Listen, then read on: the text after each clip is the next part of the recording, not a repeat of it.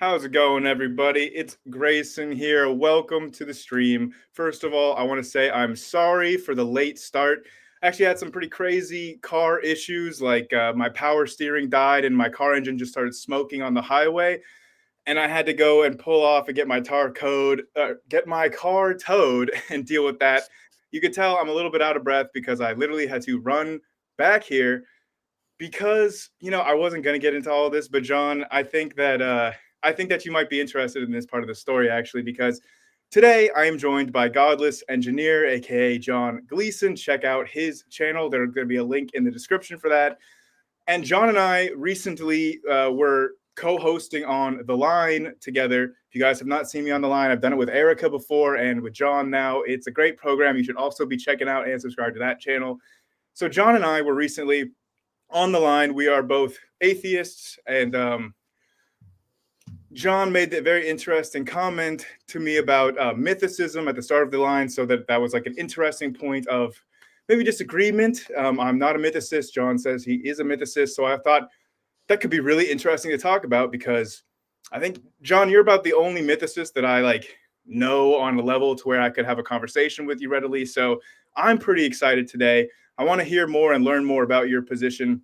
And the thing about my delay that I thought that you in particular and my audience might enjoy is that, well, the guy that was the tow truck driver for my car was a Christian, like a pretty diehard Christian. It sounded like, from Iraq. He's asking me questions on the way to the auto mechanic shop, and he told me, you know, hey, if you need a ride home after I drop you off at the shop, I can give you a ride. You don't have to call your friend. So I'm like, okay, perfect. I stopped trying to contact my friend to get a ride back home. The tow truck driver is going to give me a ride. We get to the shop, and he had started asking me questions about my religion on the way there. He's like, oh, what do you do for a living? Oh, what do you believe in? Oh, and then I start getting into it about how I don't believe in an afterlife. And he starts asking me all these questions.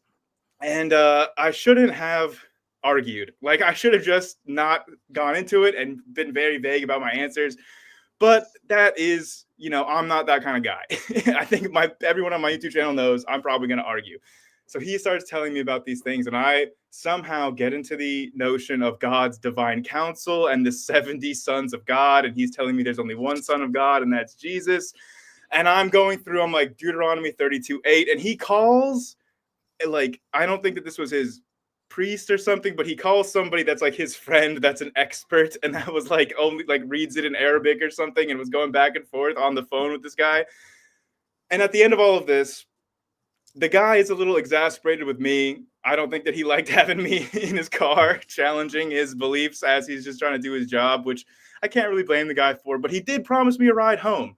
And when we finally get there, it's 10 minutes to the start of this stream, and I'm like, oh, it's perfect amount of time to just get me home. And he goes, oh yeah, actually I gotta go the other way, sorry. And then just leaves me there after promising me a ride. What is this Christian love? So I had to run back here, and I'm 15 minutes late to the stream because I literally ran here. And luckily, one of my neighbors, I don't know his religious affinities, one of my neighbors stopped by and was like, hey, do you live at the top of this big hill? And I'm like, yes, I do.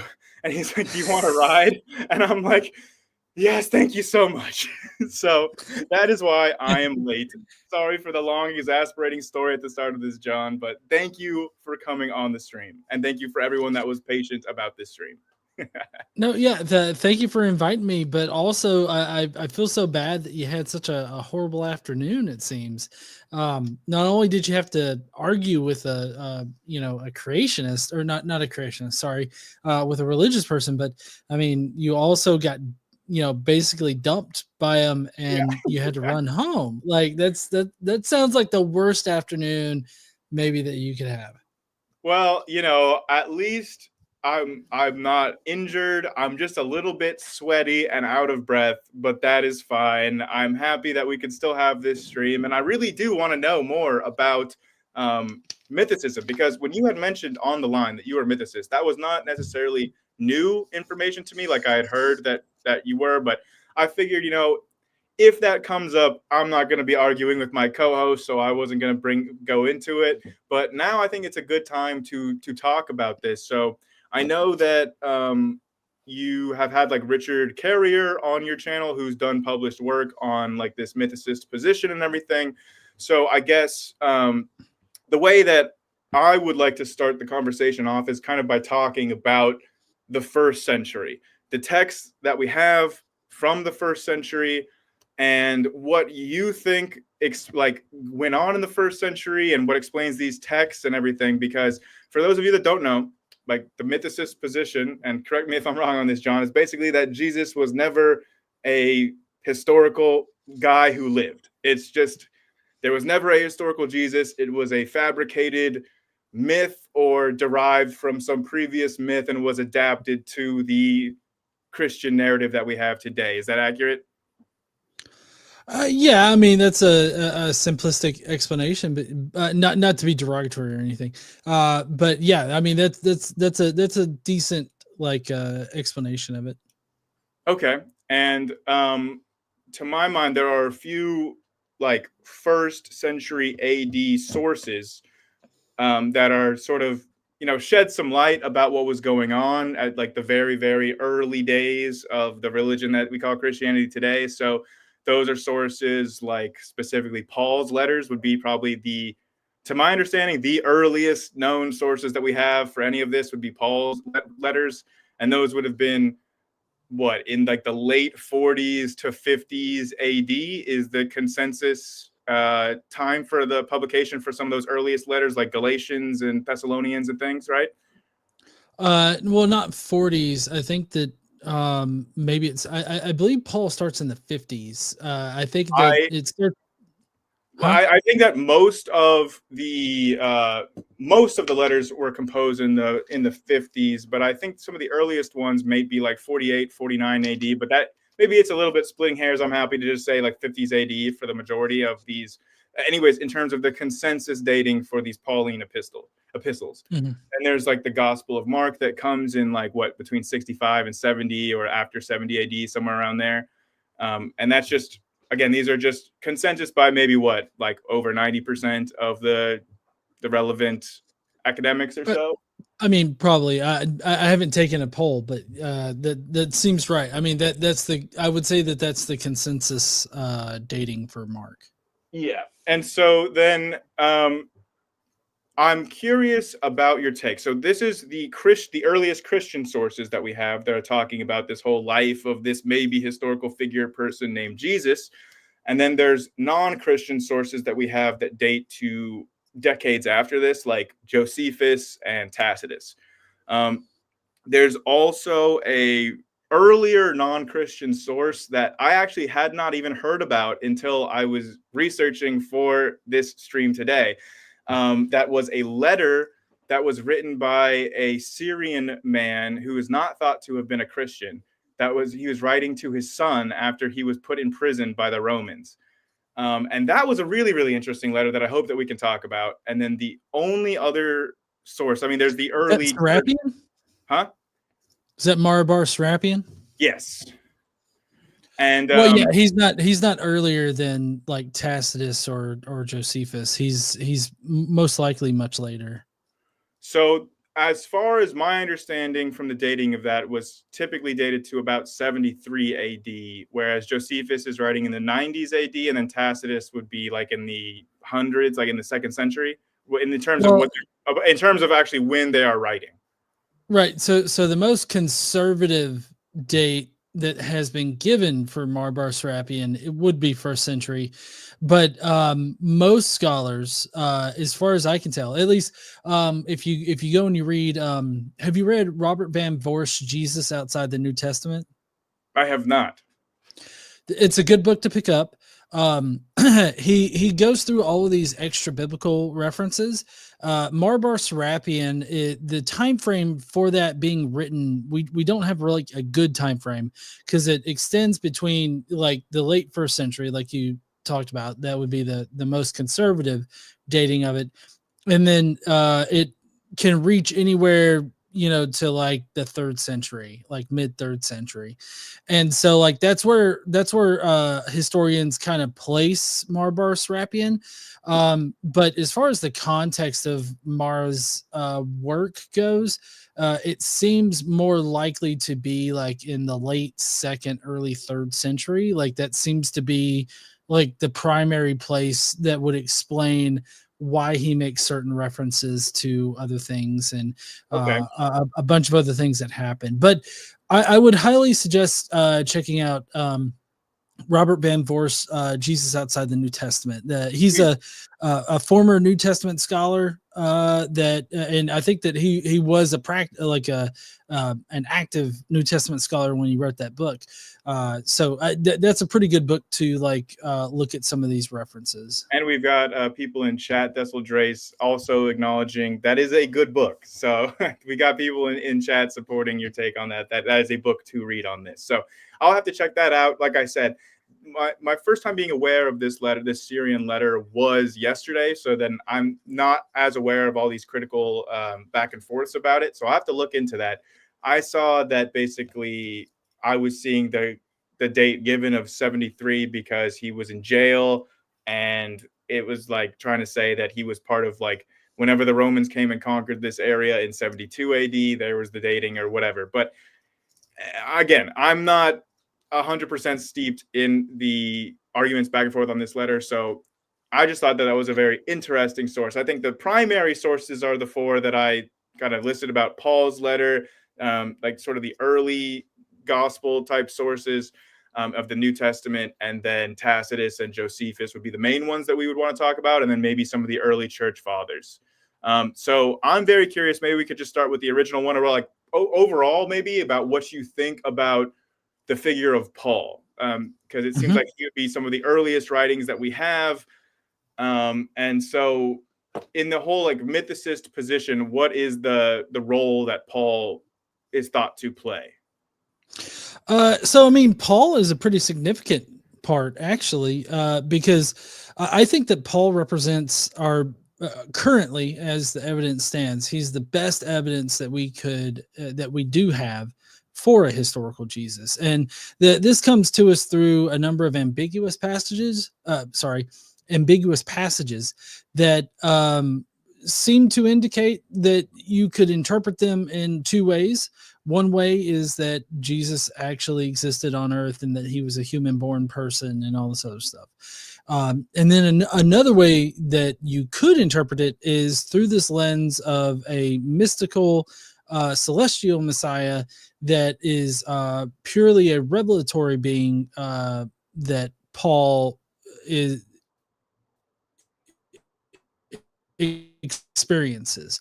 And so I tend to side with the more celestial and revelatory being than anything that could hope to place him on earth, just because of the fact that Paul is so ambiguous about what he means in a few of these passages, which we can get into if you wanted to. A number of these passages are very ambiguous to what it means. And if you remove any kind of presumption about what he is talking about, and you sort of place yourself in the shoes of the 1st century Jewish Christian, and what they would believe at that time, it becomes not only a lot more ambiguous, but the purely celestial Messiah seems to make a lot more sense. So I think this is really interesting, and I want to maybe I should have prefaced this before. Like, I am open to the idea that Jesus was a mythical figure and not a historical figure. Like, I don't really have a dog in this race. I've never been Christian even a single day of my life. It's not like have some sort of emotional investment in this figure being a real historical figure. So I do think that I'm at least trying to approach this from an open mind and trying to be not biased. So it's basically what I'm hearing is that, and again, I haven't read all of Paul's letters here, so I'm not obviously an expert. Like I said, I've never been a Christian. I've read a couple of them though. Like I've read Galatians, which is supposed to be the first one, or the earliest one. And what I'm hearing is that basically when you read all of Paul's letters, you're saying that there's a certain ambiguity about whether Paul, like what Paul believes about this Jesus guy. Does Paul believe that he was a real guy that existed, or does Paul believe that he's some sort of um I don't know, like God figure or divine deity or something like that? Because this may be like I don't know about if Paul had any sort of Trinitarian leanings. It's probably a bit early for that. But in terms of what Paul believed, if Jesus was God, if Jesus was the Son of God, if Jesus was a man, or what, you're saying it's a little bit ambiguous about what Paul actually thinks. Well, yeah. So first, we have to kind of, I guess, recenter ourselves as to what first century Jews actively believed. And one of those things that they actively believed in was a physical part of heaven, like the firmament. They believed in the firmament. They thought that the firmament was a real thing, Yes. and that celestial beings inhabited the firmament. So Yeah. there's the firmament, which is the lower parts of the heavens, and then there are different levels to heaven as you move up. Because I don't know if you remember that show Seventh Heaven from, I don't know, maybe that's too old. I'm showing my age right now. I know about the phrase seventh heaven, but I don't know the TV show. Yeah, there's an old TV show called Seventh Heaven, and it derives its name from this idea of there being multiple layers to heaven, right? And Yeah. so this is a very old concept in Christianity. You have different layers. Paul in I think it's in Corinthians somewhere, he actually specifies that the Garden of Eden, at least a version of the Garden of Eden, exists in the third layer of the heavens. He recalls either himself or somebody else being taken up to the third layer of heaven and being shown these things. And so that's where Garden of Eden, I guess, started out, and which would make, according to Paul, Adam and Eve, like as far as where they started out at was in the Garden of Heaven, in the third heaven, and then they were cast out of the Garden of Eden down onto the earth, and so like that was their punishment. This is something that's I guess reinforced in like this one document called the Apocalypse of Moses, or it's like the story of Adam and Eve. I can't remember what it's Adam and Eve something, but I know it is the Apocalypse of Moses. And basically in the Apocalypse of Moses, it talks about how Adam, Eve, and Seth, they were all buried in the third layer of heaven, in the Garden of Eden that exists in the third layer of heaven. So like when they die on earth, but then their bodies are brought up and buried in heaven. And so like these are very real, physical, corporeal places that are inhabited by real, physical, corporeal, celestial beings, right? Do you mind if I stop you and ask a question? Because I have been, I've read a bit of Josephus's Antiquity of the Jews for like, I think that Josephus is a good way of getting in the head of a first century Jewish person about what they think. And Josephus describes a crystalline firmament. But when Josephus describes Eden, he describes it as being a location on earth to the east, and describes the rivers of the Ganges, the Tigris, Euphrates, and the Nile as having flowed out of Eden in the east. So it seems like, is there a diversity of Jewish thought? And like some people think that it's in heaven, and some people think that it's this place to the east that used to exist and doesn't anymore. Or like, I'm a little bit confused based on like what I read in Josephus. Well, right. So Josephus is a very peculiar situation there. I mean, he was a Jew, but he also, Josephus thought that, I believe, if I'm remembering correctly, Josephus proclaimed Vespasian as the Messiah instead of like Jesus. So, I mean, he had a number of different beliefs that differed from like the Orthodox Jewish beliefs at the time, but there were a diverse set of beliefs of the Jews. There were a lot of major groups out there. They even had a few major groups that had a lot of different time frames for when the Jewish Messiah was supposed to come and redeem the Jewish people. And a number of those timelines have it culminating like between like the 50s BCE and like the 50s CE. So like this entire time frame that we're talking about here, you had a number of different Jewish groups that had predicted using the Old Testament scriptures, like the Daniel's weeks of years prophecy and everything like that. They were using those in order to try to guess when the Messiah was going to return. And so that's why you have a diverse amount of, Messiah claims that were popping up. I mean, if you've read Josephus, you know that he covers at least 3 failed messiahs that were around at that time. So there were those that were recorded by Josephus, but then like there was another messiah in around 70 or 80 BCE under King Janaeus that also was heralded as like a messiah. There were also other groups in the BCE time frame that considered King Onias III. Onias, sorry, not Onias. So I know that like in the context of Second Temple Judaism in that period of time, there was a big strain of apocalyptic thinking that, the end days are anytime, and that this Roman tyranny will be shrugged off by a messianic figure who will come and politically liberate Israel and usher in this kingdom of God on earth and everything. And I know that was like a big part of the current of those times, and a lot of people were claiming to be these messianic figures or claiming to be prophets, saying that the end times was nigh.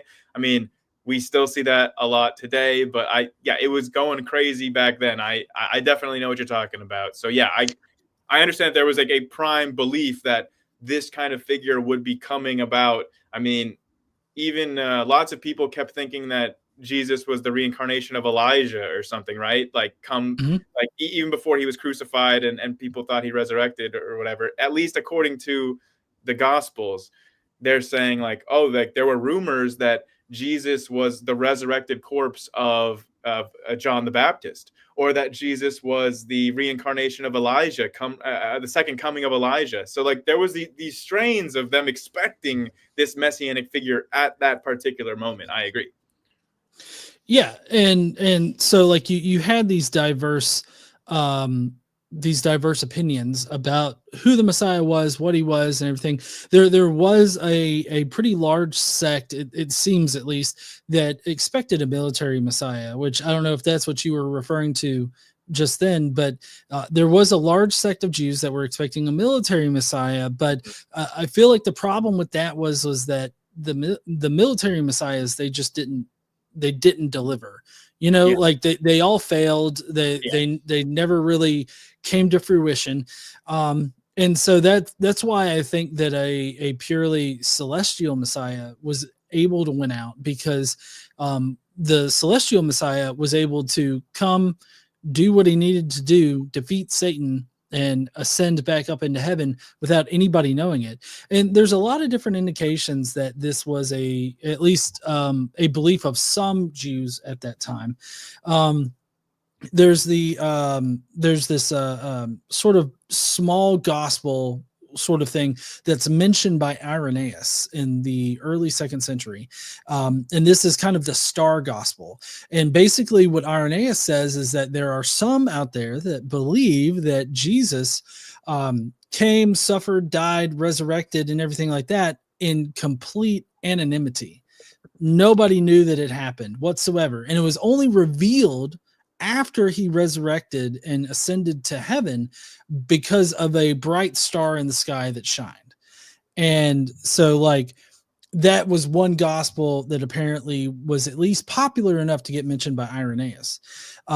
You not only had that, but you've got the number of Docetist sects out there that also preached about different things that aren't exactly like a purely celestial Messiah, but there was definitely indications that Jesus as a celestial figure, primarily as a celestial figure, was a very big thing. And this kind of factors into Paul, because if you read Bart Ehrman's How Jesus Became God, he actually discusses in that how Paul initially thought of Jesus as a pre-existent celestial being, like an angel figure. And of course, Bart Ehrman thinks that this celestial angel figure, at least the Jews at the time believed that he became corporeal on earth, did all of his deeds, and then ascended back up into heaven. But if you were to go and read, still in the same book, I believe, How Jesus Became God, Bart Ehrman also mentions how Philo of Alexandria believed that God manufactured a body for Moses, and then, of course, sent Moses down on earth to do all the things that he did. And then when it came time for Moses to die, he just ascended back up into heaven. So the reason why that's important is that this whole, one of the primary components of the mythicist explanation for all of the information we have about early Jewish Christians in the first century is that God would have manufactured a body in heaven specifically for Jesus, gave it to him, and then Jesus did his thing. And so there's some verses that we can talk about where it seems like Paul expressly mentions God manufacturing Jesus's body in some kind of way. And then there are some Old Testament scriptures that definitely point to God specifically prophesying that he is going to take David's seed and construct a future Messiah to, save the Jewish people. And so it seems like it's a very easy puzzle to put together to come to that conclusion. So if we can find these things very easily in the Old Testament, along with verses in the New Testament in Paul's writings that seem to corroborate, this idea, these puzzle pieces fitting together is kind of an indication that this is something that they likely would have thought about Jesus's body. So, now, go ahead. Sorry, that was just a lot. It was. I'm sorry. I get ranty about this. I'm sorry. Yeah. First of all, let me just explain. Docetism for the audience is the belief that when Jesus was on earth, he didn't have a real physical body. His body was like some sort of miraculous illusion or some sort of, hologram type thing, like essentially. That's like Docetism. So I think that's it's a good point to bring up, that there was a huge variety in early Christian beliefs. Like there were like the Arians that didn't believe in the Trinity. There were the Docetists that didn't believe that Jesus was ever actually a man, that he was just fully God. And there were those that think that he was fully man and that he wasn't God at all. So there was a huge breadth of religious thought. The thing is, and then, you bring up the Star Gospel, which is my first time hearing of this. I'm going to do more research on that because I find that very interesting, because one of the things is when I look at the controversies of early Christianity, one of the controversies that I think is critical that I'm not seeing, maybe it's there, maybe I'm just ignorant of it, but I'm not seeing a controversy about whether or not Jesus was actually existing. Like I see the controversy about whether he's fully man or fully God. I see all these very controversies about whether he should be circumcised or eat kosher or whatever. All of these are described, but I don't see the controversy about, well, here's the sect of Christians that think that he never existed and that he was this celestial being. And especially when we look at some of the earliest critics of Christianity, like what's his name, Crestus or something. There was an early writer that was Celsus. And early-ish, and he was criticizing Christianity, and I don't think that any of the criticisms that this guy Celsus, that he ever comes up with is the mythicist position. So like, do you have a particular reason about why you think that the earliest critics didn't ever try to lobby the criticism that Jesus didn't exist? Well, I don't expect you to have an answer for this, so this is, I guess, mainly rhetorical. Can you think of any of these responses or criticisms that exist prior to 70 AD? No, of course not. I mean, right. Celsus is writing like what, in the 2nd or even 3rd century? He's pretty far removed. Yeah, I believe Celsus is writing like mid to late 2nd century. And then here's the thing about Celsus is that we don't have his work. Mm-hmm. All we have are quotations from Origen's response to Sure. Celsus. Yeah. So like you first have to trust that Origen is faithfully reporting what Celsus is saying, right? You have to assume that. But even if we assume that, Celsus is writing at a point in time when the Gospels are, are integrated into the Christian community. So you have people that are passing off the Gospels as being these accounts of Jesus, and you have what 2, 3, 4 generations maybe of people removed from like the original sect of Christians. And so we're not expecting to have any kind of like critics in the 2nd century claim that just Jesus never existed. Yeah. Just because it's been like this whole historicism thing has been integrated from nearly the very beginning. So what we have to do is we've got to go back to like before the Gospels, because the Gospels are when Jesus was euhemerized, which euhemerization is when you take these deity figures that are part of these like these religions, and then you say, oh no, they were real people on earth, and here are some stories about them. Is there another example of that? Because I was trying to think of other examples that would be parallel in history, and the ones that I was thinking of are like where you have some sort of mythical figure that people sometimes, especially historically, thought was a real person that existed, but we are pretty sure was not. And the ones that I came to think of were Lao Tzu, like the founder of Taoism, the author of the Tao Te Ching. Most scholars believe that this was not a real historical figure, and so that that there's a big trend of the founders of different religions not being historical figures in terms of the consensus of scholars. So Lao Tzu, Moses, another big one. And then I thought, who's the most recent one I could think of? And the most recent one I could think of was King Arthur. So that would be after Jesus. Lots of people thought King Arthur was a real historical figure, but like the vast majority of scholars do not think he was. So like this is something that happened in history, but in terms of taking a figure that started out as a god figure and then like trying to make them into like a historical figure, is there an example of that other than Jesus that you know of? Well, yeah. So there's a few. So there's have you ever heard of cargo cults? Yes. Yeah. So the cargo cults are a pretty good example of how like of the basic process that we're talking about in mythicism, and that's that they start off with these fantastical deity sort of descriptions, and then they place them sort of physically in reality, and to the point where some of these cargo cults, like I'm thinking the cargo cults based around Tom Frum and all those, like they would build like watchtowers to watch out for the planes coming from Tom Frum or whatnot, to bring them more cargo. And so like that's a modern one. There's also another one that's it's not wait, I thought that was an actual like isn't a cargo cult inspired by real things, like actual cargo from airplanes falling on the islands, or an actual GI visiting the isn't it thought that there was an actual GI that visited these tribes?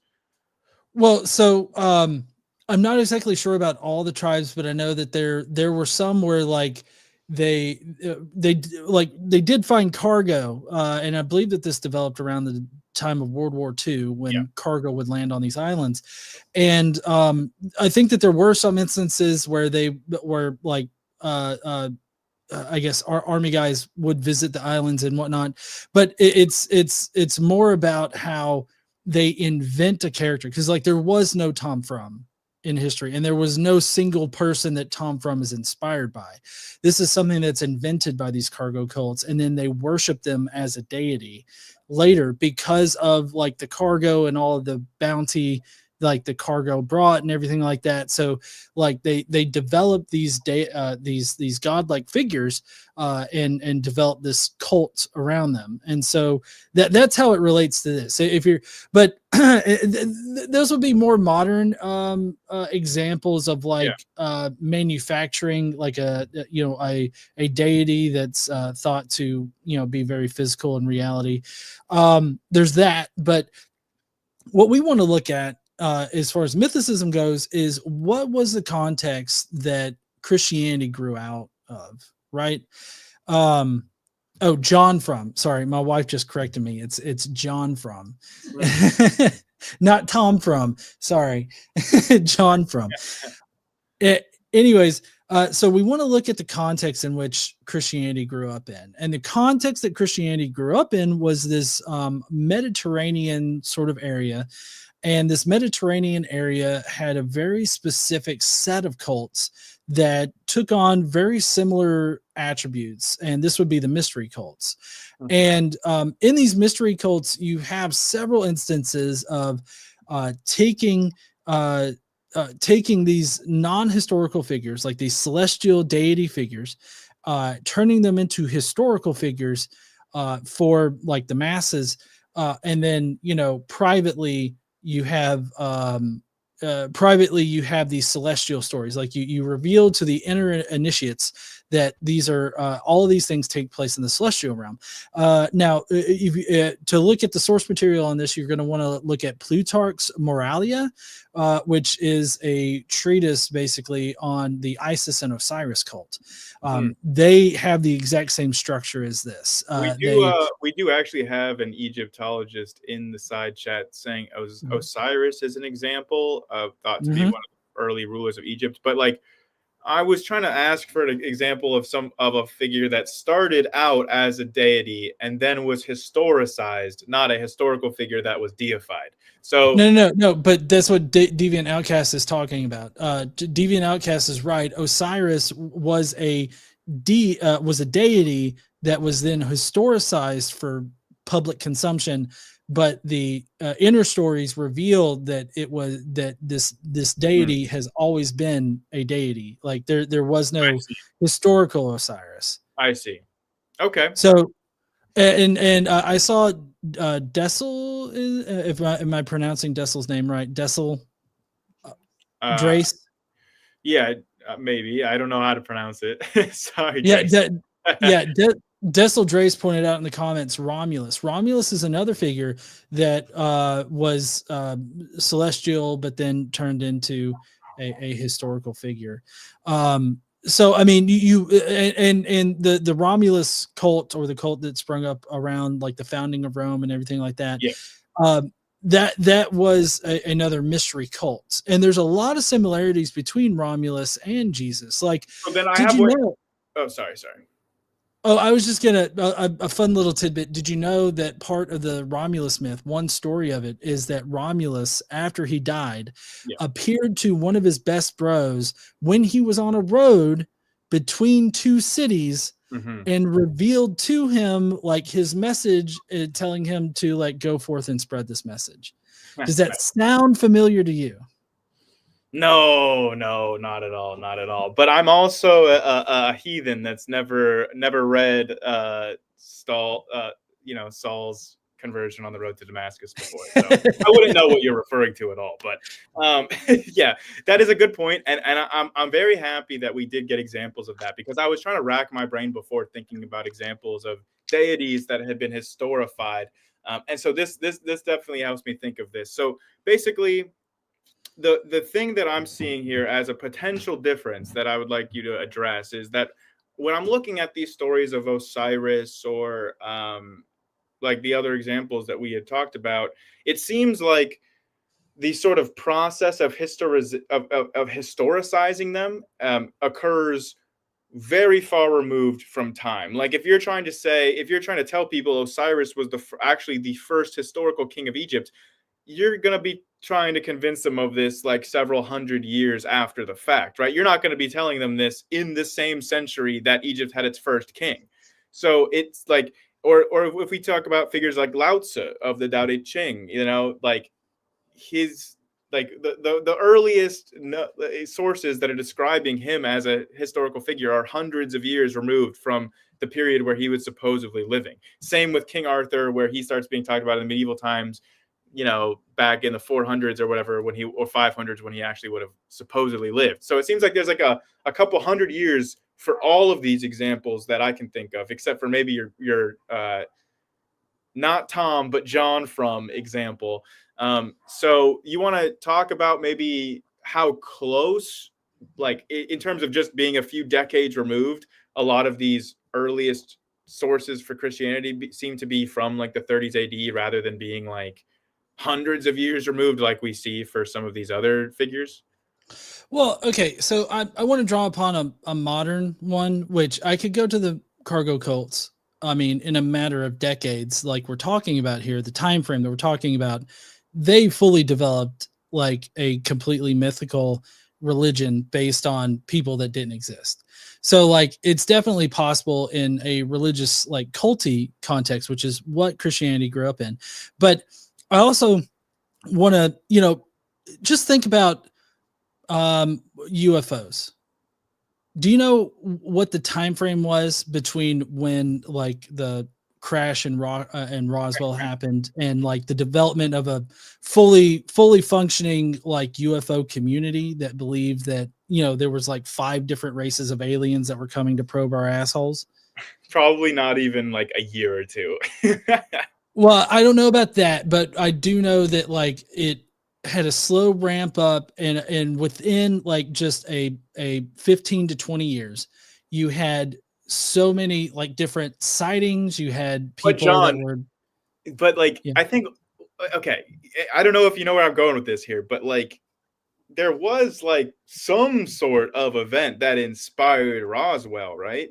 I'm not saying there's an actual UFO crash, but there was some sort of like incident that was in the newspapers that got people, like there was some sort of historical event that got people all crazy conspiracy brained and on the aliens on the mind. Like it's not like there was no historical event that genesis or that catalyzed that sort of alien grouping of people. You know what I mean?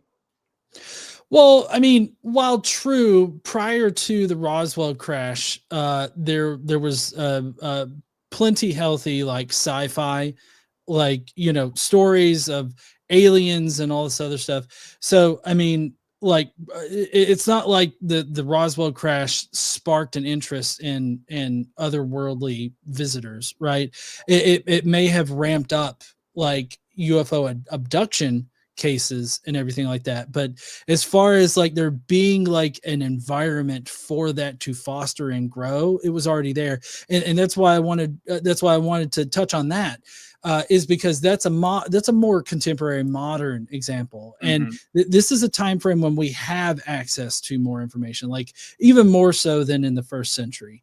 So I guess I'm not seeing the importance of the time frame on this when even in the 50s, 60s, 70s, we see people that are developing wholly made up stories, wholly made up civilizations, wholly made up different things, and information's so much more widely available at that point in time. Mm-hmm. So in the first century, you also have to take into account what was going on in the Jewish community at Mm-hmm. that time.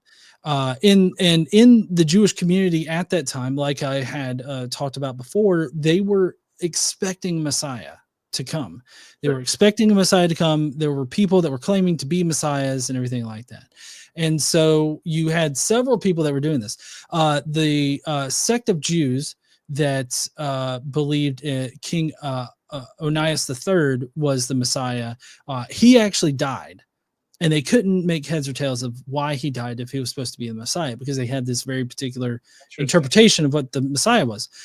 And I'm actually getting this from Jason. I can't remember. Oh, that's He was actually a like this is a really, really good example because I'm gonna have to look more into this because I'm very, very interested in the Second Temple history and especially these sort of like little fun little cults around these different guys that pop up. And so I definitely am wanting to read more about this one. But like I'm agreeing with you that there would have been this sort of expectation of coming apocalypse and this coming messianic figure that the people were primed to expect. But like, to me, that just seems like that would make it more likely that they would attribute some faith healer, this itinerant faith healer, as the coming Messiah or whatever. Like, it seems like they would be primed to pick out a guy that would be like, yeah, this guy seems like him, like, rather than primed to come up with a narrative about how this messianic figure already came and then was killed. And then, like, rather than basing that off of real events or anything, it just seems primed like the people would read into real events with this sort of messianic narrative in mind, you know? Well, one thing that was happening in the first century BCE, first century CE, was the creation of Pesherim. Jason Staples is the academic that I was thinking about. He has a really good book on the Second Temple Judaism, where he says that he points out how the sect that was following King Onias as the Messiah at the time, they created Pesherim, a reinterpretation of Old Testament scripture, in order to explain why Onias died. And so they kept expecting Onias to like resurrect and come back and save them. And so actually, that's a great, John, sorry to cut you off, but that is a great example. Like, I oftentimes will hear Christians saying like, oh yeah, there were all these other figures out there, but once they died, their movement was over. That was it. They were like no longer thought to be the Messiah. So like, I'm going to look into this because this is a great counterexample of that. So thank you. Yeah.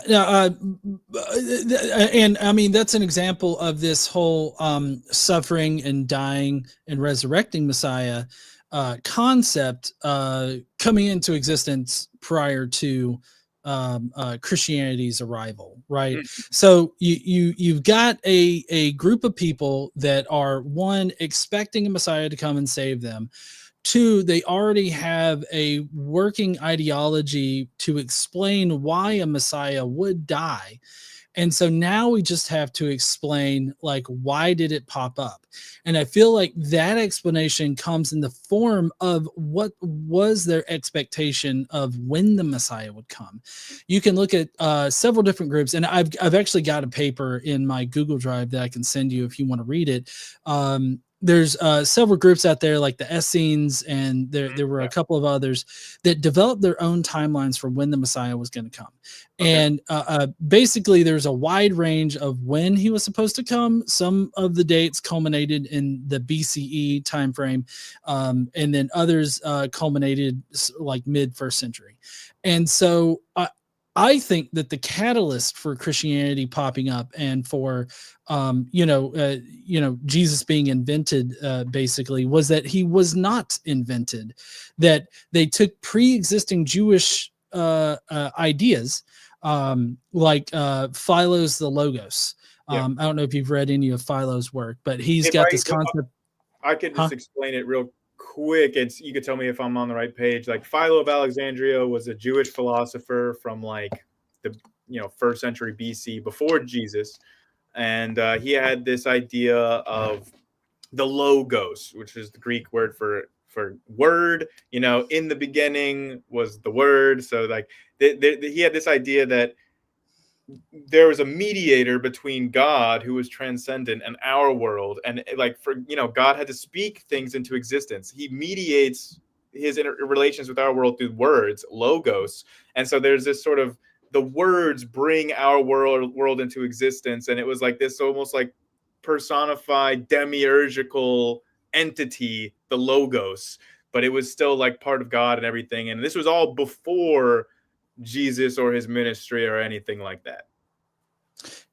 Yes. Well, it was, Philo was kind of a contemporary of Paul at the time. So that's why Philo is so important here, because he represents this sect of Jews that were coming to a pretty similar conclusion that the Jews would end up coming to, at least the Jews that became Christian.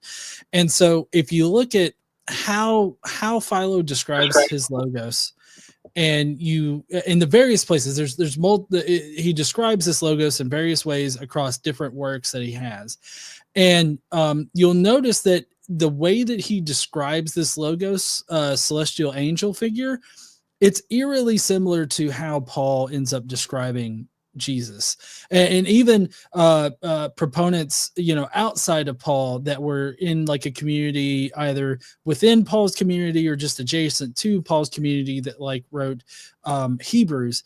Yeah. You'll find a number of things that are said there that are also similar to what Philo says about his logos. So you have two separate sects of Jews that are coming to the same conclusion about a pre-existent celestial angel figure in Jewish ideology. And it's just that one sect doesn't develop this into like a Messiah, like has come and everything like that, while another sect has been says, oh, but he's come, he's died, he's resurrected, he's absolved our sins. And so like this represents kind of like a path where two groups independently identify all of these aspects that are already existing in Jewish ideology, and then later on develop into their respective versions. Like, sorry, go ahead. I was just gonna say it's not all that surprising to me that Paul might use some of the same sort of language or approaches to describe Jesus as Philo's logos. Because I mean, aren't we supposed to understand that Paul, I mean, he even describes himself, right, as advancing in Jewish studies at a faster pace than his contemporaries. So like he's talking about how zealous he is in terms of studying Jewish philosophy and Jewish theology, I think he says specifically. So like if he's a very well-read and well-studied person of Jewish texts at that time, then like it's not that surprising to me that he might borrow some of the thoughts or ideas of other Jewish philosophers that were floating around in the Second Temple period, right? Oh, no. See, that's the big difference, though, is that Paul wasn't using Philo's ideas. They developed independently. At least that's what scholarship right now has suggested. I mean, you're going to find scholars on both sides of this that say that Paul definitely used Philo, but I found more convincing arguments suggesting that they both came to these conclusions independently, which means that they were deriving this information from existing Jewish thought, and they were just coming to the same conclusion with minor differences between the two. Okay. Yeah. So you're saying that this is based on some sort of textual analysis for establishing the independence between Philo and Paul? Because this is much later, but I have heard lots of people talking about how this sort of like Philo's logos theology could have influenced John's gospel and John's writings, which comes obviously much later. But John definitely is referring to the logos, and the influence from Philo seems really strong in John. So if John would have known about it, why should I think that Paul would be independent of Philo's ideas? Well, because they're writing like, not exactly at the same time, but I mean, they're in the same space, like right around the same time. John being much later gives him more of a chance to be exposed, I guess, to Philo's ideas that were going around, whereas Paul may or may not have. That's why I tried to specify that like there's scholars on both sides. I've heard more convincing argumentation from the scholars that establish independence. And so like you could definitely find scholars out there that are going to say that one influenced the other. And I can't think of the exact arguments right now that had convinced me, but like I have a swath of like scholarly articles that I can send to you that kind of explain like this position. But I will say that the thing that connects both Philo and Paul and makes this connection kind of at least contentious is that they were both seeking to syncretize Judaism with like they were Yeah, Hellenizing it. They were yeah. they were syncretizing it with Hellenistic thought, and so they were mixing both of these ideas. And so because they were mixing both of these ideas, it's very likely that they would have come to similar conclusions, just independently of one another. And an interesting fact leading into this, I don't mean to pivot or anything, but leading into this, one curious thing is that Paul only ever identifies scripture and visions as where he gets his information. Yeah. So that seems to lend more credence to the idea that he developed this solely out of information derived from the scriptures and from personal visions that he got, instead of like interrogating people that like knew It is Jesus really or weird. Like reading Paul, it is really, really weird. Where he talks about after he like God reveals Jesus to him or whatever, and he says instead of going to Jerusalem and seeking out any of the apostles, he goes and spends a couple years in Arabia, and then he comes back after a few years, and it's just like, huh, weird. You just had this vision, and instead of seeking out Jesus' disciples, you go to Arabia for a few years, and then you come back and spend like 15 days with Peter or something. I don't know. It was strange. And then he says specifically that Peter didn't like add on anything to. But it's very weird. I am stricken by the strangeness of Paul's letters on that recount. Yeah, definitely. I think that that's one thing that a lot of people don't understand about Paul and where he gets it, and how he developed his theology, because he developed his theology independently from the other apostles, at least according to his epistles, that is. So like he had been studying the Jewish scriptures and everything like that. He had whatever experience he had, and then he went to Arabia, and then he met up with the apostles, who did not add anything to his story, or his theology rather. And so they were basically teaching the exact same thing with some discrepancies and more of the opinionated things that were not things that Jesus had revealed to him, right? And so at every single point that Paul talks about Jesus, it's always as a revelation. Even the Lord's Supper, which a lot of people confuse with the Last Supper, it's not the Last Supper, it's the Lord's Supper. And this is actually something that happens quite often in mystery cults. Mystery cults, you have like communal meals where you partake in you partake in the meal as a way to show reverence and Yeah. being a part of the cult. Well, I definitely think that the parallels with mystery cults are definitely real, because I mean, this is growing up from a background of specifically Hellenistic Judaism. I mean, a lot of the earliest converts to Christianity were like the most Hellenized Jews.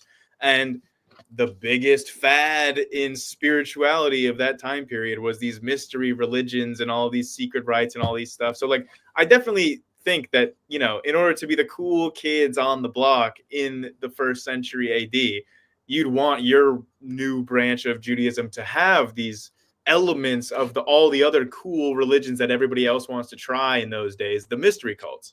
Yeah, So I think I was just going to say, I think the technical term for that is cosmopolitanism. Basically, Judaism was becoming to be what was starting to become stagnant in its theology and everything like that. And there were some members of Judaism that were really wanting to get with the times as far as religion goes, and so they merged Hellenistic thought with Judaism, and that eventually produced Christianity. So basically, in your reading, right, Paul starts out as being like this. He is still prosecuting, or like, he's still trying to. I think in his word, he was trying to destroy the early Christian church, right? He was trying to wipe it out of existence, is what he says, that he was going out, he was being very harsh and punishing all these Christians. So, to my mind, he would probably have some degree of familiarity with what they believe already if he was so zealous about wiping them out. And he was going about personally going door to door or whatever and trying to root out these Christians, and he was personally persecuting them. It seems like he would have some background knowledge already before this, but I agree with you that in reading it, it does seem like it's all basically revelatory to him, and that he's convinced that he has the only correct gospel, and any other gospel from anybody that's not him is not correct. It does all come across that way. So in your understanding, does Paul start out as this extremely zealous Jewish persecutor of these early Christians? And like basically from what Paul writes in his letters, like basically the only thing that you would disagree with is that these early Christians, like I'm basically what I'm getting at is your thoughts on the apostles. Were the apostles the one that made all this stuff up? Were the apostles real? Were they not real? Like, what are your thoughts on the apostles themselves? I think I understand where you're coming from with Paul now, but now in terms of the actual 12, are they real? Are they not real? Are they the ones that came up with all this stuff? I mean, what do you think? Well, so, in 1 Corinthians 15, you've got Paul mentioning the 12, but he's a bit ambiguous about what he means by that. Everybody automatically assumes that he means the 12 apostles, but you have to keep in mind that Paul is writing way before the Gospels. And so Paul doesn't have any knowledge about what the Gospels say. He doesn't affirm anything that the Gospels say. So like when he says the 12, we got to take our presumptions away about what he means about that. So what does he actually mean by the 12? And we just simply don't know. I'm not going to sit here and presume that he means 12 apostles, especially because he then goes on to list people that are supposed to be in the, which there's a bit of ambiguity with the word apostles, but I'll get back to that here in a second. So there are people that are listed just after that, like it appeared to the 12, and then, some other people. Some of those people are in the 12. So it's like he appeared to the 12 together in a group and then appeared to these others singularly, but if he appeared to all of them in the group, then there would be no need to list them afterwards. So it kind of creates a little bit of a confusion there when you try to explain like why he's listing out this group amongst individual persons as, Jesus appearing to these people individually. And so I don't think that the apostles, as far as like them being disciples, I don't think that they existed. A disciple and apostle are two different things. For one thing, Paul never calls anybody a disciple, and I think that's important. He only calls them apostles, which apostles would be anybody that's spreading the good word of Jesus, which does not necessarily indicate that they knew Jesus personally or had any kind of eyewitness information about Jesus. Because Paul considers himself an apostle, he calls himself untimely born, which I think just means that, he became an apostle after he was persecuting Christians and all this other stuff. And way after the fact, like he had to be convinced of it. And so he was untimely born. And so because he never identifies anybody as being an eyewitness of Jesus, but he also mentions people that are later characterized as being disciples, yet he doesn't describe them as disciples. That seems to be a curious, disagreement between Paul and the Gospels.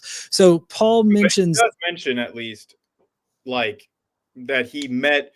He says specifically, right, that he did not meet any of the other apostles besides Peter, right? I'm trying to remember how exactly he phrases that. But yeah, so that's, he only met Peter, none of the other apostles or something. I don't know exactly what word he uses. Right. So that's Galatians 1:19, where he mentions the brother of Jesus. And he says that I saw nobody else other than Peter and then James, the brother of the Lord. And there's a lot of contention. He says, but I saw in Galatians 1:19, but I saw none of the other apostles except James.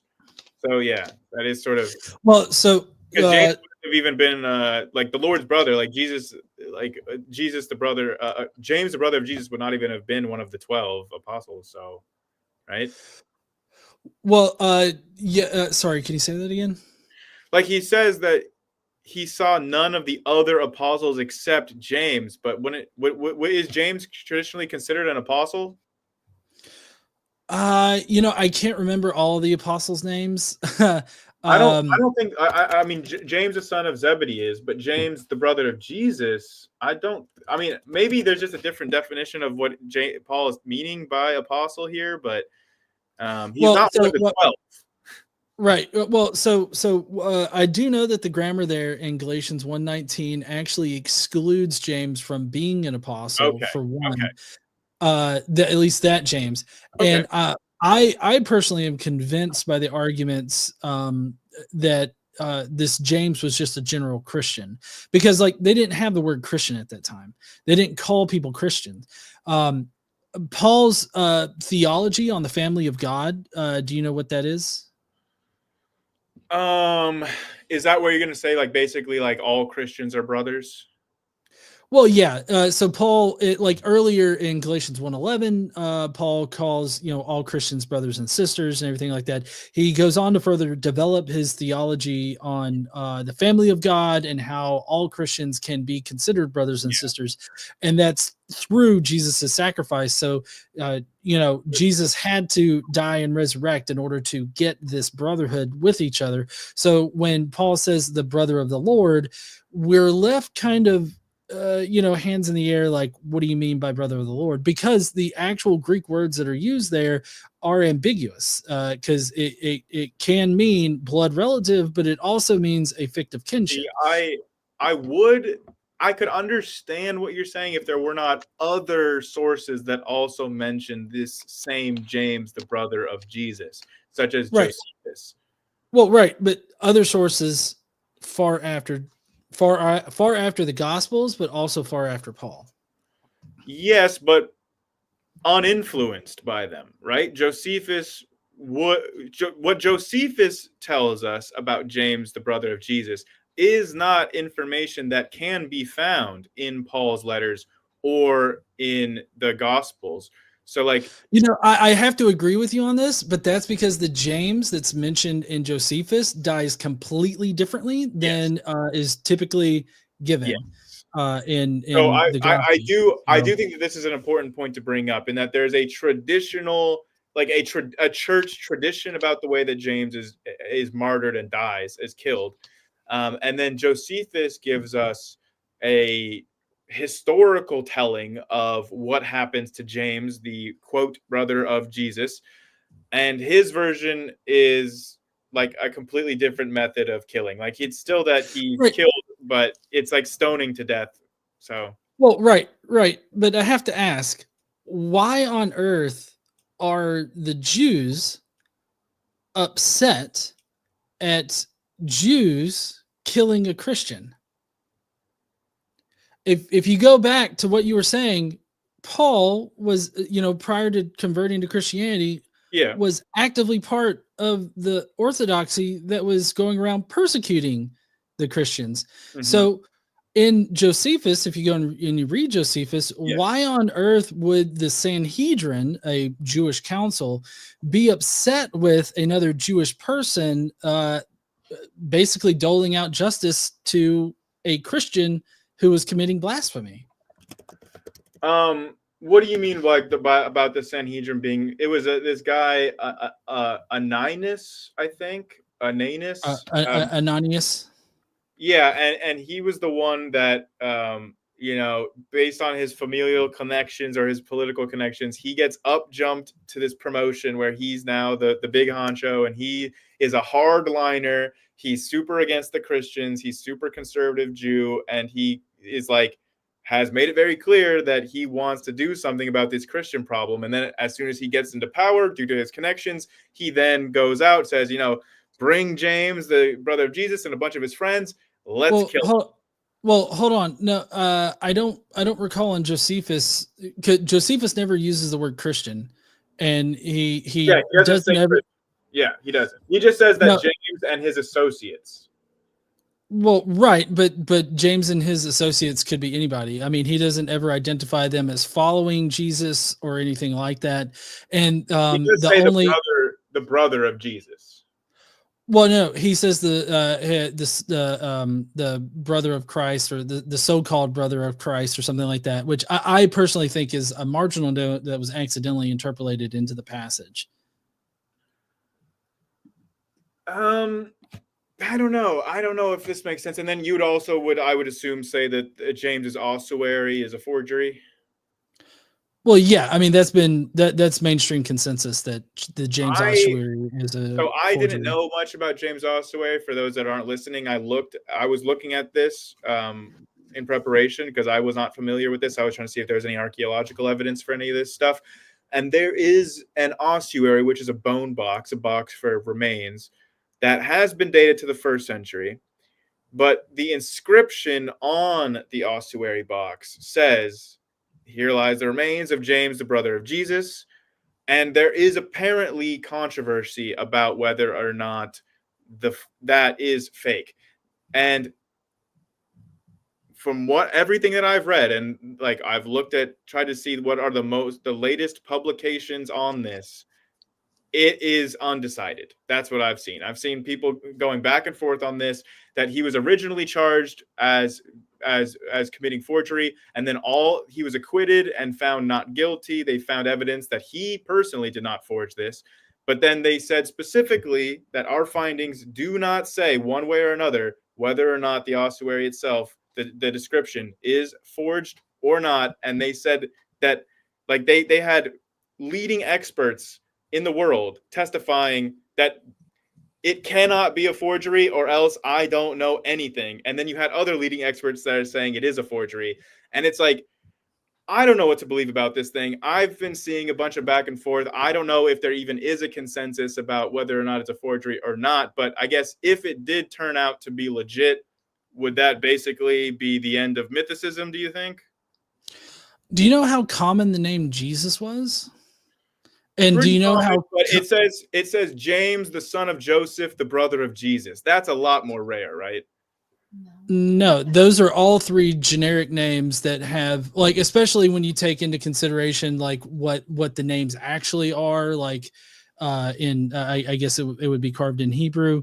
They're all very much connected to like religious religious imagery. I mean, you've got really quick, if I can, really quick. Somebody in the Mhm. comment is saying that it is a forgery based on geochemical analysis. Could you please send me that link or something? Because I looked at the geochemical analysis, and that is not what the analysis that I saw showed in terms of the actual inscriptions and whether or not they had the actual, like, the isotopic analysis was showing that it was the same. That's what I read earlier today. So if you have a source showing differently, please show me, because I don't want to be wrong about the things I say. Thank you. Sorry to interrupt you like that, John. No, that's fine. I mean, I've read a few different papers on it that explain how it is a forgery, and how the inscription about Jesus and all that is something that was added later. So I mean, that's the context that I'm coming through. Sure. I totally understand being undecided about this, because the field of Old Testament and New Testament, like archaeology and even textual analysis, can be a minefield to traverse. So basically, I don't want to get too distracted, because we've already been going on for over an hour, but I really wanted to get to some of the like the heart of what I think of the issue here is basically somewhere along the way somebody lied knowingly, right? No. I don't think that anybody lied. How is it At all. possible that they couldn't, like, because I just don't understand Well, how that. let me ask you this: do you think that any do you think that anybody that's part of the Jewish religion, do you think that they are lying, like, to people about God or about anything that they believe? Some of them, yeah, but the other ones, they do believe that they're having these experiences, and they do believe in God and everything like that. Yes. So I think, like, Right. most of them aren't, but they're not the ones that are telling me, hey, like, this guy and his followers, they were crucified. Like that. They're not giving me a biography of a guy that they are claiming.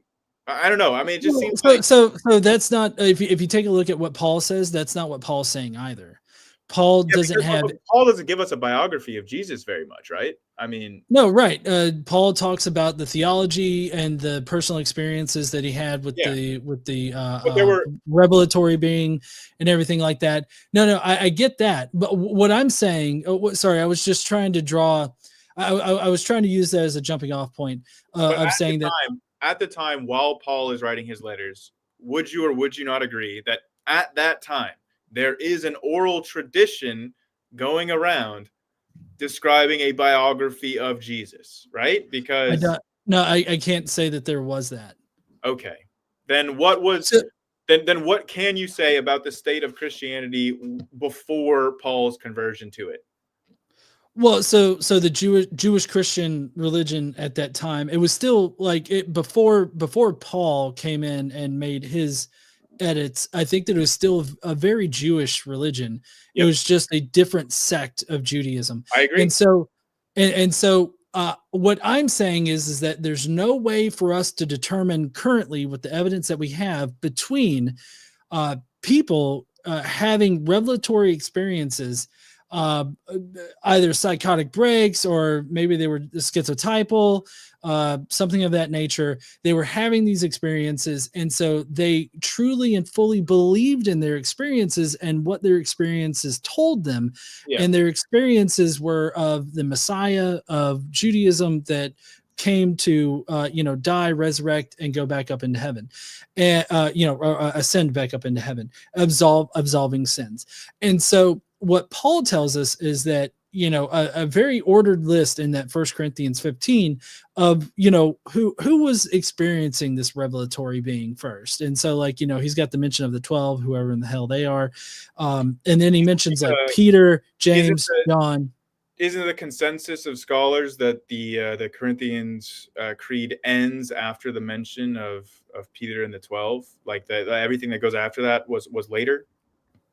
Well, no, so there's so typically what historians and scholars would say is that that Paul is regurgitating as something that was told to him, and then he tacks on to it at the end, and then last untimely born is me, Ah, Paul, or yeah, yeah, whatever. right, right. That. Thank you for clarifying that. Yeah, and so I think that that the entirety of the Christian religion could have been started from like two, three, or a few other people that got these revelatory visions of Jesus, and then they went with it, not thinking of it as a lie. I don't think that they thought of it as a lie. I think that they truly and wholly believed in their experiences and everything like that, and that they were being given visions from God Himself. And so, just like any other religion develops, they just developed a new sect of Judaism. I mean, I don't like. I wouldn't say that any other religion that popped up in history, like the Isis and Osiris cult, Romulus, other cults like that.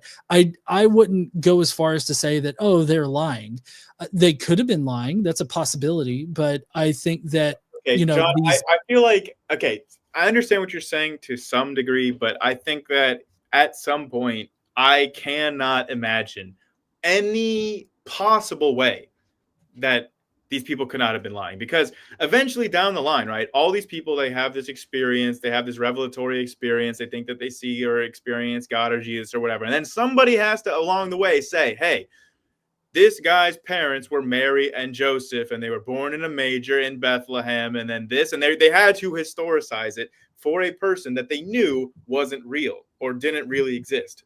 So somebody along the way had to be lying. I'm just trying to figure out who that was. If that was the apostles, the disciples that claimed that they actually knew this Jesus guy, were they the Well, liar? right. But I wouldn't say that the people that euhemerized Jesus into history were necessarily seeing it as lying. I think that they saw it as a way to teach about the religion, and these are again. Again, the way that mystery cults are structured is that to the uninitiated, they give these versions of stories that are meant to draw them in and convince them to become part of the cult. And then once they become part of the cult, they get initiated into the inner secrets of it, which if you read Plutarch's Moralia, that's where it's revealed that, all of this is, happening in the celestial realm. It's kind of like Yeah. Mormonism in that way, or not more, Well, maybe okay. not Mormonism, I can understand. Scientology. I can understand what you're talking about, where like there's like once you're truly initiated into the club, then you get the full details that they don't tell to the public. I get what you're saying with that. I'm like um the last thing that I wanted to talk about, evidence, like textual evidence wise, was Papias. Like some of the early church fathers, and Papias to me, like either you have to say he is lying or you have to say that Oh, he's definitely lying. the people that he talked to are lying, because Papias tells us, and again, we don't have his full writings, we only have the fragments, but he tells us that that what he is telling, like he is writing down basically, is that he has met with the he himself has spoken to the people who have spoken to the people, or that have spoken to Jesus' disciples that actually knew him as a person. He says that if by chance anyone who had been in attendance of the elders arrived, and the elders are the people of the anyone that knew Jesus, he says, I made inquiries about the words of the elders, what Andrew or Peter had said, or Philip or Thomas, like he's listing the 12 apostles. He said, any of the Lord's disciples, whatever Aristion or John the elder, the Lord's disciples were saying. And then he actually tells us himself that like the main source that he provides is John the elder for the things that he says. And this John the elder guy he is saying here is an elder that was a direct disciple of Jesus. So either Papias is lying or John the elder is lying. Who's the liar? Well, I mean, so I can't remember which book Bart Ehrman talks about this in, but like New Testament scholars, even the ones that toe the Christian line, typically frown upon Papias, because Papias often reports hearsay items as factual and true, and he never properly sources like where he gets his information. Like, who's this elder John? He puts a lot on this elder John character, but there's nothing given that actually solidifies that this elder John person actually existed, and there's nothing that actually shows that Papias talked to anybody that would have been a disciple of Jesus. It's a little hard, like if Paul doesn't identify disciples of Jesus, it's a little hard, to believe when what was Papias, a second century guy is like, yeah, I talked to the guy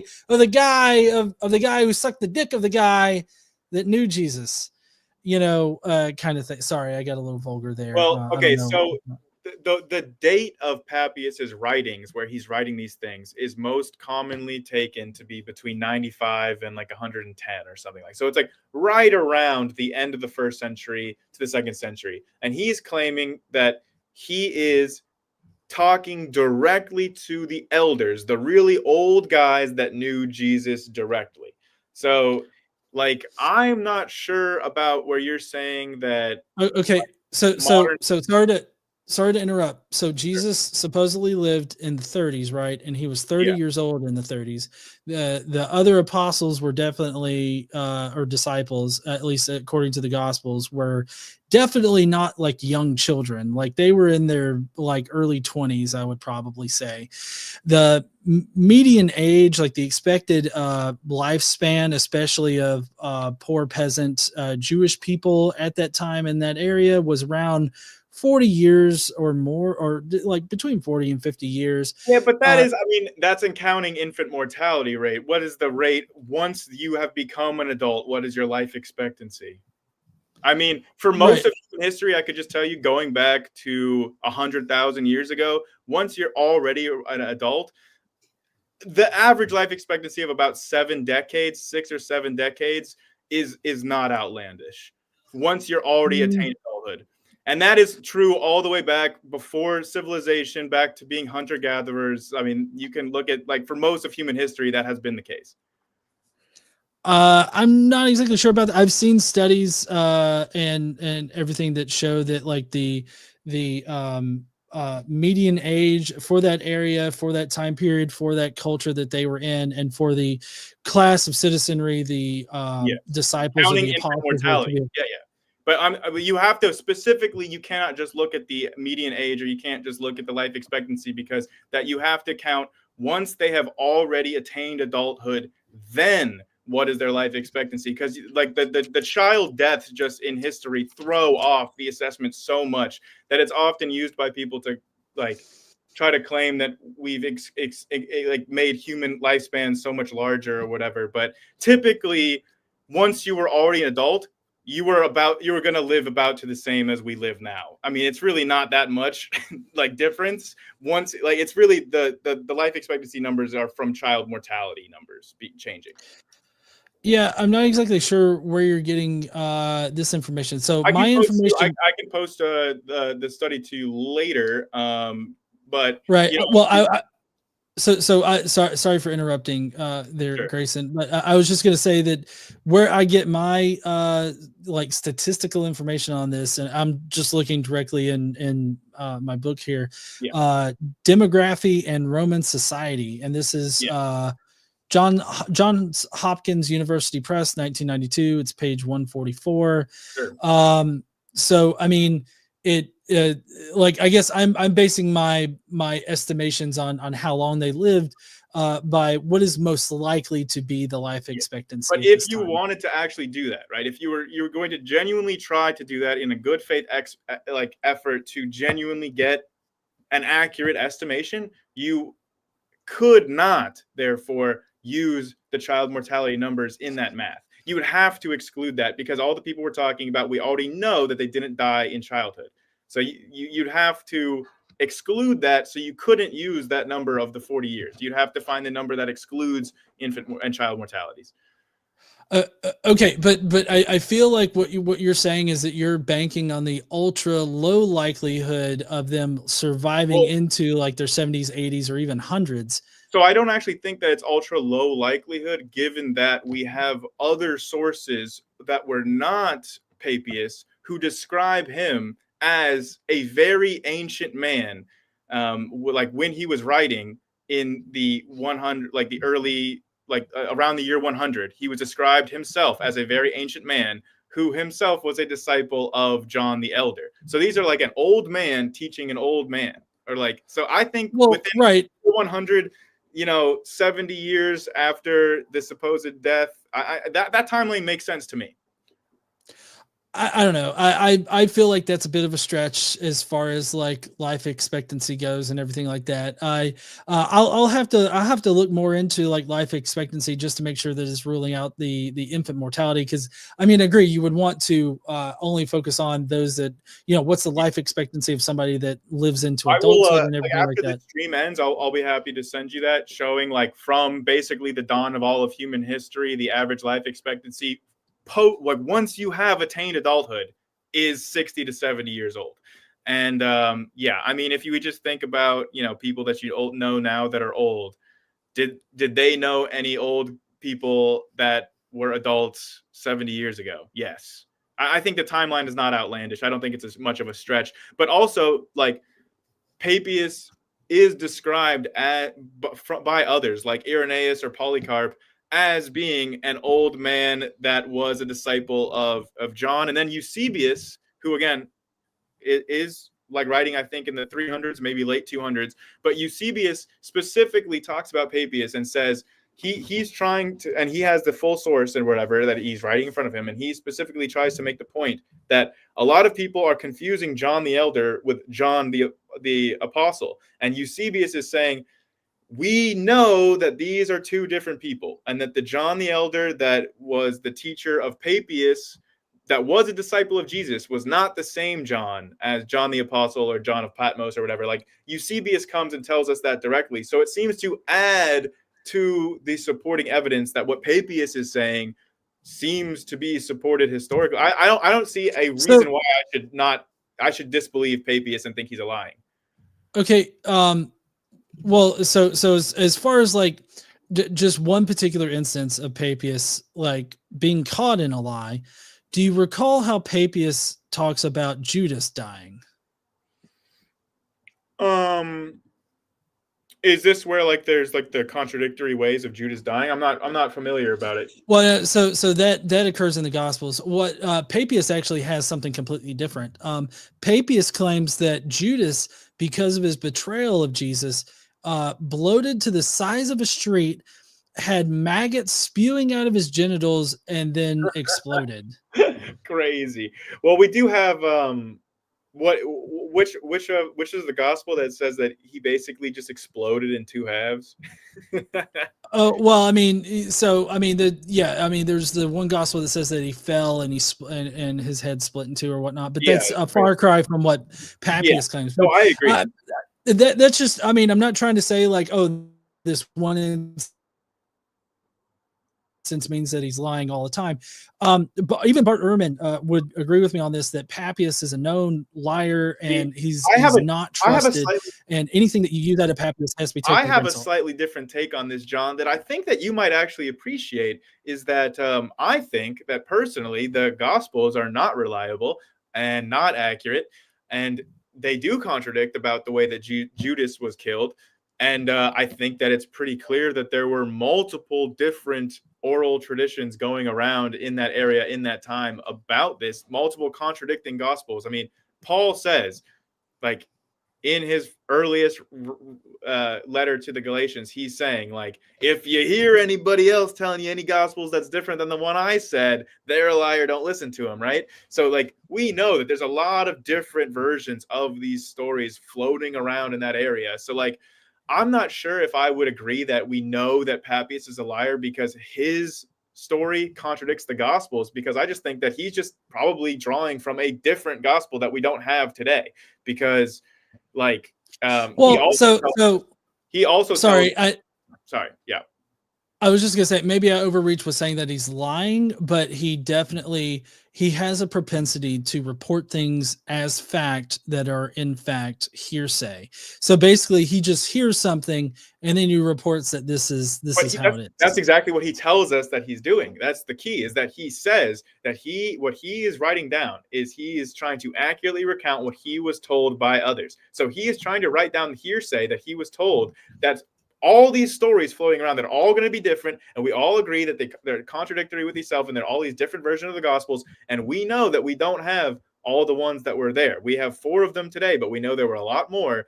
And I don't necessarily So think that that we should think that Papias is being dishonest here in the way that he's writing this down, because yeah, all these gospels are hearsay. All the early Christians' writings are hearsay, unless they were like Paul, that are writing about their own experiences.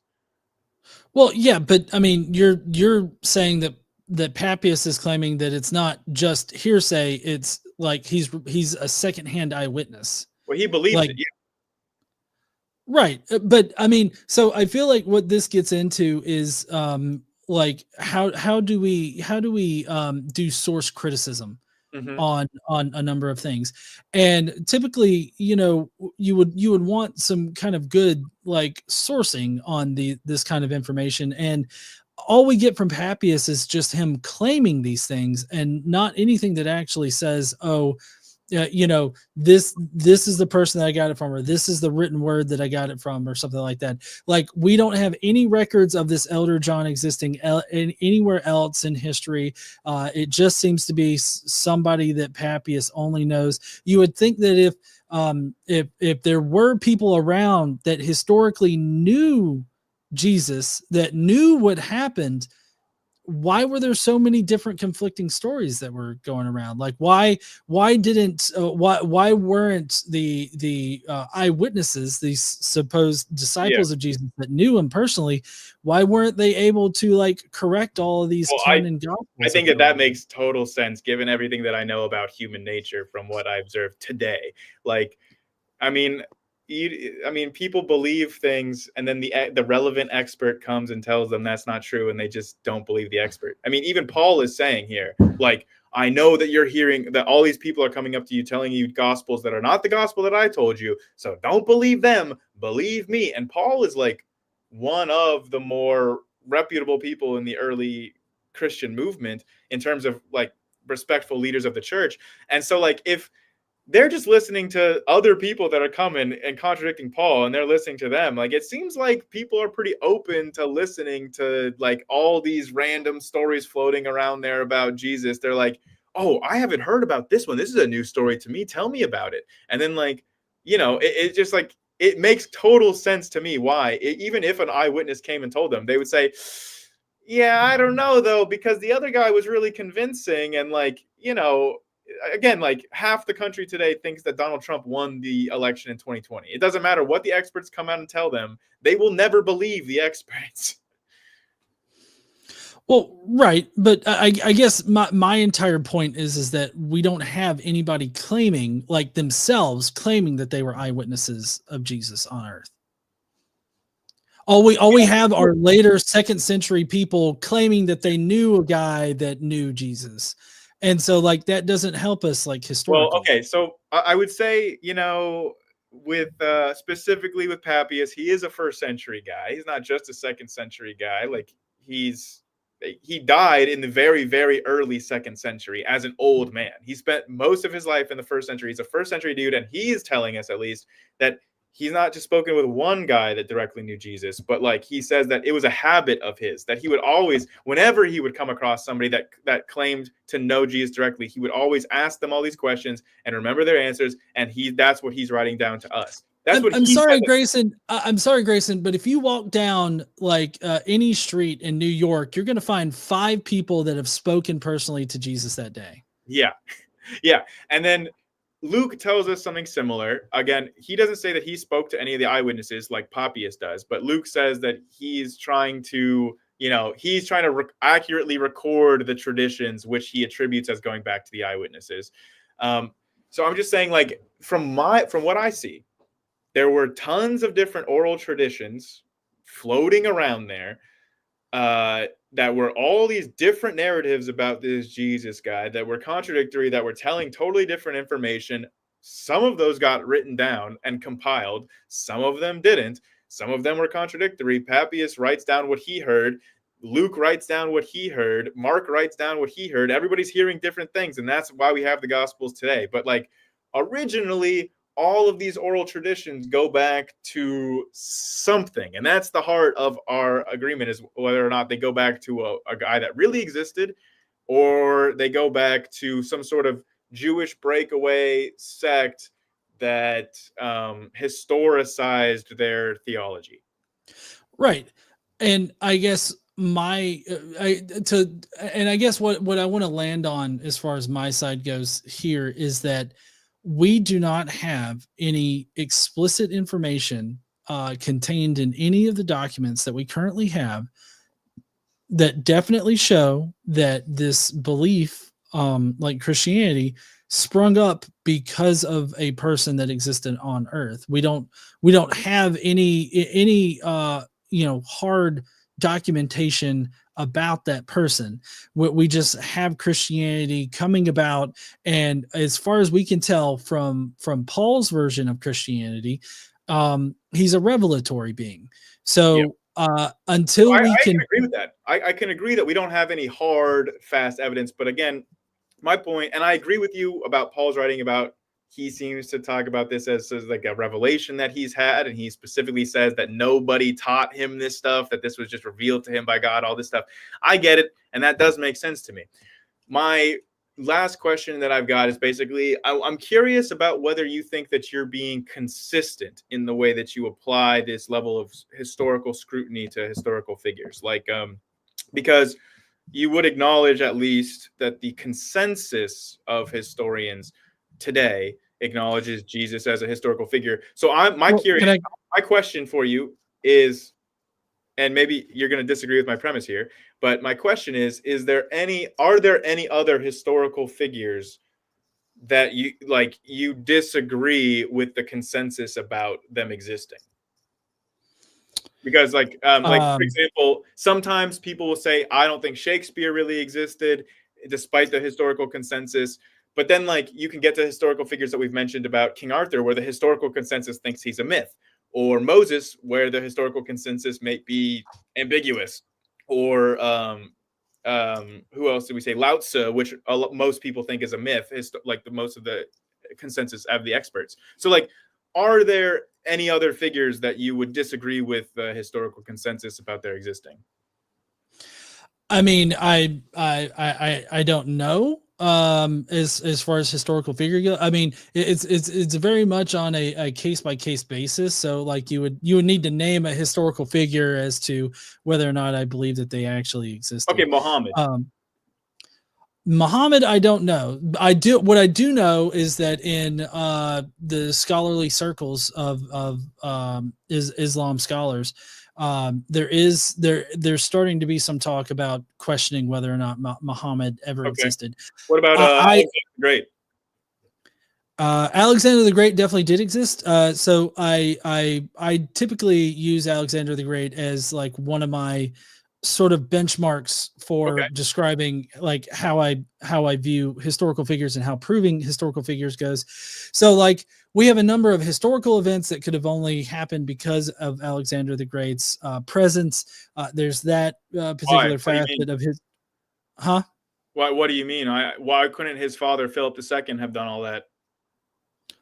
Well, I mean, like there's like coinage minted in Alexander's like visage. So like, and there's busts and like, I mean, true. There's a possibility that Alexander could have been a completely made up person or whatnot, just based on this archaeological evidence. But then you've also got biographers like or historians like Arian the Great, who had access to records that we no longer have access to now. Right. And in his biography, he there's a whole section that's dedicated to his sourcing, and like he sourced his information on Alexander the Great from like multiple different places, but he names like one of Alexander the Great's generals, a couple of other people Right, that but he got his I brought up information to from. you when I brought up to you earlier sources that were we don't have the original text, but they were only fragmentary and later sources, you were saying like, oh, we just have to assume that there's so many assumptions involved. But now you're saying that it's actually evidence that we Mm, have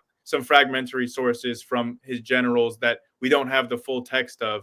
So like, well, no, I that's don't not know. what I I don't said. know if it's I didn't say that earlier, though. I feel like that's a so. misrepresentation of what I said. If I could remember almost exactly what you had said that when we were talking about specifically for Papias, you had said, "Oh, we have to just assume that because we don't have any of Papias's actual writings, or maybe this wasn't Papias we were talking about. But we were talking about something we don't have the original writings. You have to assume that the later quotes from later sources were accurately conveying those original texts."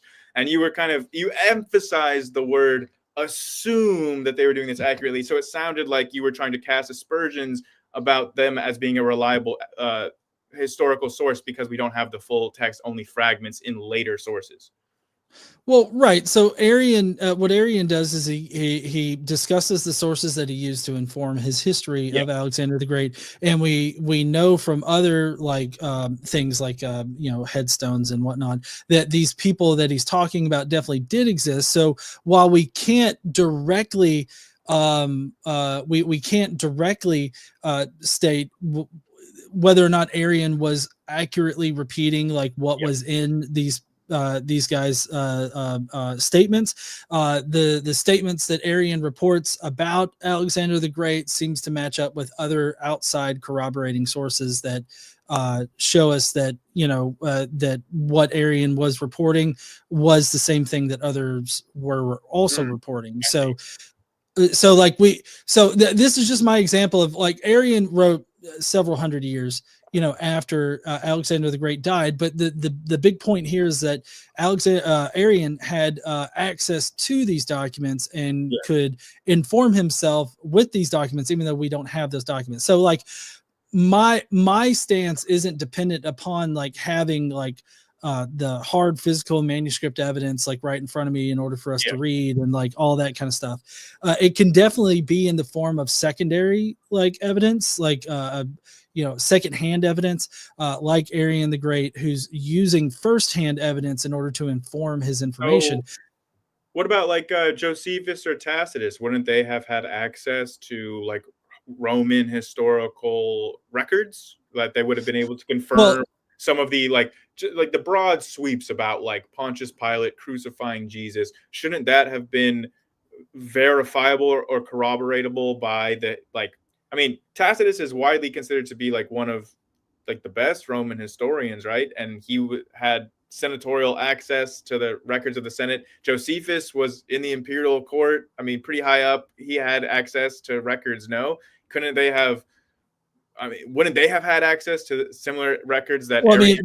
mean, Well, I mean, they could have, but see, the difference is that Arian specifically mentions that he had access to these Mm, records and he was writing for the Romans, whereas Josephus, he doesn't ever lay out like where he gets his information from, as far as like Jesus goes. The Testimonium Flavianum, I'm convinced is a whole interpolation that was maliciously put into it, but the James passage, as you know, I think is an accidental interpolation that was made later.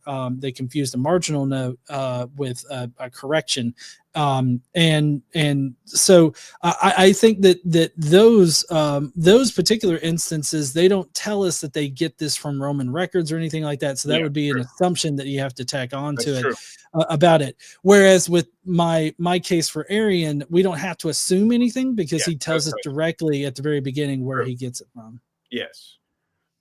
Okay, well, I mean, those are the basic. I wanted to ask you about Paul. I wanted to ask you about Tacitus, Josephus, Oh, I didn't get a Papias. chance to cover Tacitus. I Okay. mean, so while on the surface, I do think that Tacitus is an interpolation, like the very Christianized version part of it. Yeah. I don't use that necessarily in order to argue against that as like a historical evidence for a historical Jesus, because all Tacitus does is report that there were Christians Yeah. in Rome in 64 CE, and I mean we would Yeah. expect there to be Christians in I mean, Rome. based on And your idea that this would have been like even in the 30s AD, there probably would have been these proto Christians, even if Jesus was not a historical figure under your position. It makes sense that Tacitus still would have been able to write the things that he wrote, um, well, except also, except well, for the part where he talks about like the crucifixion, I think. So, but a big point to consider here is that Tacitus was pen pals with Pliny the Younger in the next, country over, or the next province And over. he had never even like heard of Christians, basically. Right. He was interrogating Christians. He knew nothing about like the Christian way of life, Christian Yes. thought. So he's interrogating them and finding them out. So that's a possible avenue for him to, on like a second or third hand basis, get like the basic Christian message. And by the time that Tacitus is writing in the 2nd century, the Gospel of Mark had been in circulation and been part of the Christian community for a long time. So like everything that's found in that particular section is also found in the Gospel of Mark. So it's kind of like there's a high likelihood there of contamination with the gospel accounts. Yeah, the only thing that I would have to say about, I think I forget exactly where Pliny the Younger was stationed or whatever when he was writing that, but I mean the geographic spread of Christianity was obviously going to be minimal, like in certain areas, and then maximal in other areas. Like it was going to mainly follow the urban centers that had large Jewish populations in them. So like if Pliny's, I don't know exactly where he was, but if he was stationed in somewhere that was far away from any like trade routes or anywhere that was going to be frequented by like Jewish people, then it makes sense that there would not be very many Christians in that area even at that time. That would make sense to me. But yes, I do think that it's a good point about Pliny seeming to not know very much about Christians at all, when supposedly Nero had blamed the entire fire of Rome on them. So then everybody should know about Christians if they're being scapegoated like that. And then none of the other authors describing the fire talk about scapegoating of Christians. So I understand the nuances and the subtleties in parsing these sources. So yeah, I thought that this was a great, I mean, there's certainly things that I'm going to look into after this, sources that you brought up that I wasn't familiar with that I'm super excited to dive into. So I was really interested in this conversation. I'm happy that you came on and you taught me a little bit more about mythicism, about your position, and about the sources. So I have a lot of information that I can go on from here to learn more about this myself. Hopefully the people listening thought it was a great conversation too, John. It sounded like there was something that you wanted to add there. Oh yeah, I was just gonna say real quick that another good book to pick up is Gospel Fictions by Randall Helms.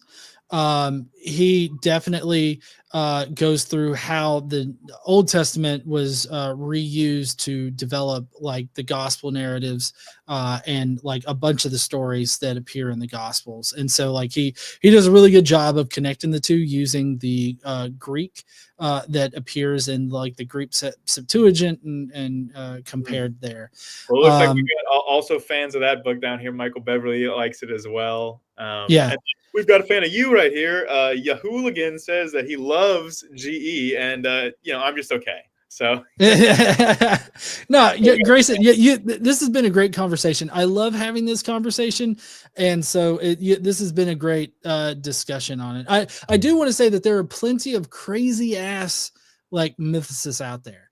So I try my best to base all of my positions in like New Testament studies and mostly what the consensus says about things. I obviously have to deviate away from the consensus at times, but I try to do that based on evidence rather than on, speculation. And so I do warn against people that believe that like the Romans invented Jesus or that I personally don't see any reason to think that all of the Christian documentation was generated in the 2nd century, but that's actually a position that's gaining in New Testament studies right now. I don't know why. It seems rather crazy to me, but there are plenty of like crazy mythicist positions out there. So I totally get like animosity towards some people that are pushing conspiracy theory type stuff, but I definitely try to base a lot of my position in either evidence or in good scholarship, and sometimes that can be a little bit hard to navigate. Cool. Well, hey, I appreciated the fact that you were trying to be reasonable. You were at least coming across as reasonable and nuanced and knowledgeable about a lot of this. So I appreciated that. And I definitely don't think that you came across as one of those crazy mythicists because, I mean, at one point, my dad was even on the train of, oh, did you know that the Flavian dynasty invented Jesus? And I'm like, so like, I've heard it from him. That was the first introduction that I had to mythicism when he was being real edgy about it. And so I just wanted to learn more about your position. And I find yours a lot more reasonable than his because like history is really murky. I mean, a lot of these historical figures turn out to not have existed. Like we went over a couple here. So it's not like Jesus not existing would be totally like unfamiliar with our understanding about like human history. Like this kind of thing does happen. It's not out of the blue. So it's not like it's something that I'm inherently against or for. I just wanted to see what the evidence says. And I think like you can be reasonable about the evidence either way, to be honest, is what I got from this conversation. So thanks for that, John, for bringing out some of the nuance. And then, everybody check out Godless Engineer's channel. And, hopefully we'll be on the line again soon. So thank you all for coming. Check out the rest of this channel if you haven't. It'd be weird if you're watching this far and you haven't, but, what the heck? Subscribe if you're not. Anyways, I'm going to let you guys go. Have a great rest of your evening. And, stay tuned for more religion, science, and history here on this channel in the future. Peace out.